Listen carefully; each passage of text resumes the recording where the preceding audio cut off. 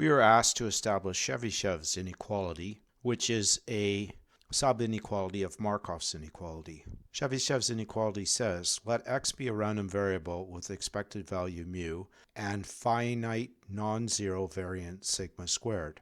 Show that the probability that x minus mu in absolute value being greater than c sigma is less than or equal to 1 over c squared. That's for any c. So the first thing that we do is we normalize this random variable by subtracting the mean, so it becomes 0 mean, and then dividing by the standard deviation, so the variance now becomes 1. Once this is done, it's trivial to establish that the expected value of z squared is 1.